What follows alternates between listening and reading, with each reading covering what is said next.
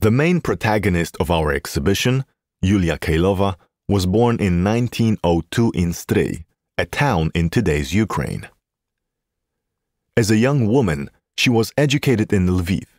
Then she came with her husband and a young child to Warsaw, where she started her studies in sculpture at the Academy of Fine Arts, or more precisely, at the State School of Fine Arts, which was later to become the Academy. We can see the objects that Julia made after completing her studies, both in metalwork and sculpture, as Julia Keilowa was first and foremost a sculptor. Unfortunately, her works are almost completely gone. We can see two sculptures that survived to this day, namely one of Cyprian Kamil Norwid and the portrait of Elżbieta Barszczewska. At the exhibition, we can see some of the documents related to Julia Keilowa and her studies. These are the only few traces left of Julia, apart from her works, since her artistic output, as well as her private life, the things that accompanied her daily, were virtually all lost during the Second World War.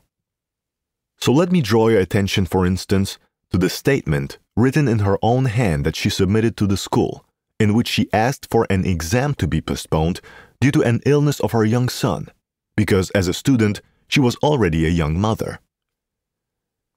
Equally noteworthy is the newspaper that we display here, Bohemas, a one-off occasional newspaper that Keilowa edited. She was the editor, but also the author of articles. She included her own photo montages and a poem describing her approach to creating. It follows that she was a thriving, young, dynamic woman capable of boldly entering the domains that had previously not been accessible to women. At the exhibition, we can see both the metalwork pieces created by Julia Keilowa in her atelier and those she did for the industry, for major Warsaw metalwork companies like Fraget, Henneberg Brothers, and Norblin. These items are serving platters, objects made of metal and plated with a thin layer of silver. They were reproduced in a particular quantity, which is why they were able to survive to this day. Julia Keilowa studied sculpture, but her adventure in metalwork has begun already during her studies.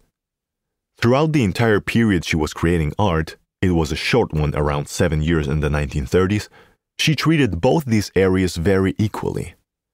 She kept on making new sculptures that she would show at exhibitions, and she kept creating designs for everyday objects that she treated the same way as she did her sculpted portraits.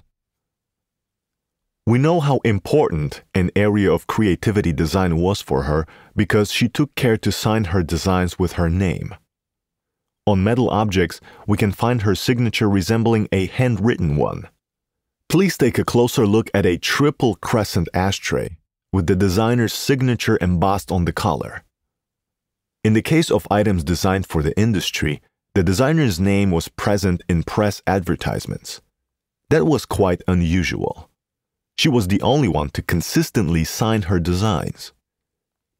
Keilowa very systematically documented her works, and she did it in great style, as her designs were photographed by Benedikt Jerzy Dorys, one of the most remarkable photographers of the time. Famous as the photographer of the elite, as well as an excellent advertising photographer. The Dorys atelier produced several dozen images of Keilowa's work. They are great photographs that wonderfully convey all the aspects of these designs.